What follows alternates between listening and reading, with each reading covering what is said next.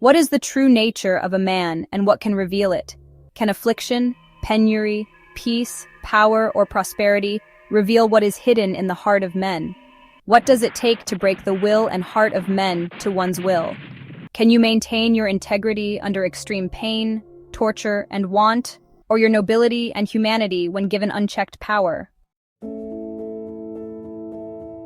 Who can know the heart of a man or his true hidden nature? This is a question that probes many minds, especially in their dark days of disappointments, particularly when they have become disappointed by people they once trusted, loved, and respected. Jeremiah summarizes a response to this question thus: "The heart is deceitful above all things and desperately wicked. Who can know it? I, the Lord, search the heart. I try the reins, even to give every man according to his ways, and according to the fruit of his doings." Jeremiah 17, verse 9-10. Hagar, a servant of Sarah, the wife of Abraham, was an Egyptian who might have been obtained by Abraham's family while they were sojourning in Egypt when famine broke out in Canaan. As a servant, we hear nothing about the character of Hagar until her position changes. It so happens that Abraham and Sarah struggled to get a child after decades of marriage. Hence, Sarah suggested to Abraham to take Hagar as a secondary wife and use her to get a child in their name. Abraham listened and took in Hagar, who then became pregnant and gave birth to Ishmael. On becoming pregnant with Abraham's child, Hagar changed, or rather, her true character surfaced. From a humble servant to a wife of a rich and powerful man, she became proud, insubordinate, and jealous of her own mistress Sarah. This led to confusion and disharmony in the home as the two women battled it out. The enmity and fights between them became too intense that Sarah even asked Abraham to throw out Hagar while she was pregnant. It is obvious that Sarah regretted her decision immediately, even blaming Abraham for the disrespect she suffered at the hand of Hagar. When Abraham failed to listen to her, she became mean and ruthless towards Hagar, forcing her to run away from home. God sent an angel to meet her in the wilderness, who advised her to return and submit herself to Sarah, her mistress. Genesis 16, verse 7-15. Even though she returned and gave birth, her character did not change. It surfaced again when Isaac was born. She passed on her jealousy to her son Ishmael, and Sarah again asked Abraham to banish them.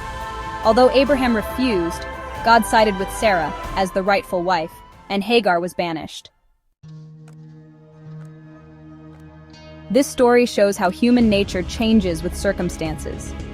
The true character of a man is only seen when he has power, money, and influence, or when he is under extreme pressure, pain, poverty, or affliction. This is especially seen in politics and war. How many men have not descended into bestial beings during war and famine, ignoring the pleas of their fellow men? How many reports of rape and torture are not heard during times of anarchy?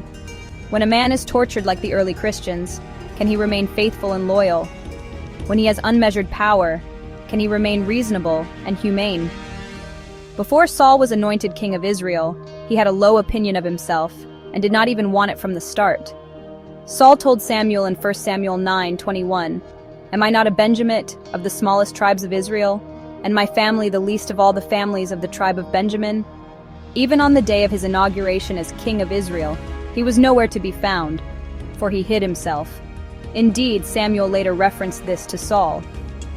"When thou wast little in thine own sight, wast thou not made the head of the tribes of Israel, and the Lord anointed thee king over Israel?" Why did Samuel reference this? Because Saul began displaying pride and disobedience after getting that high position. God told Samuel, "It repenteth me that I have set up Saul to be king, for he has turned back from following me, and hath not performed my commandments." This same Saul, who was so shy of the kingship, and even hid when he was being inaugurated, later became so jealous of his position that he determined to kill David and all who supported David. He even tried killing his own son Jonathan because of David. He killed all the priests and their families, women and children included, in Nob just because David got bread and a sword from Ahimelech. That is how far Saul was willing to go just to secure his throne, a throne he shied away from in the beginning. Yet David, who had been anointed king by that time, did not use that opportunity to fight for the throne. He ran away and even desisted from killing Saul when he had the opportunity. He waited for God's own time. Power did not corrupt David, For when Nathan exposed his sin to him, he immediately repented and confessed his sins. He was merciful to those who caused him pain and deferred their judgments to his son Solomon. It is no wonder that God said of David, "I have found David the son of Jesse, a man after mine own heart, which shall fulfill all my will." Is it any wonder that Jesus is called the son of David? Very few men can rise to the pinnacle of power and remain unsullied with corruption. Men like Daniel, Joseph, and Moses are rare indeed in our days.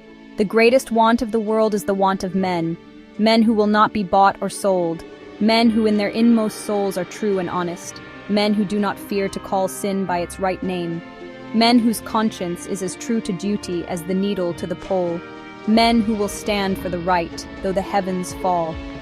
But such a character is not the result of accident. It is not due to special favors or endowments of providence. A noble character is the result of self-discipline, of the subjection of the lower to the higher nature, the surrender of self for the service of love to God and man. E.G. White, Education, page 58. Also watch our video on how fear rules the world. See the link in the description below.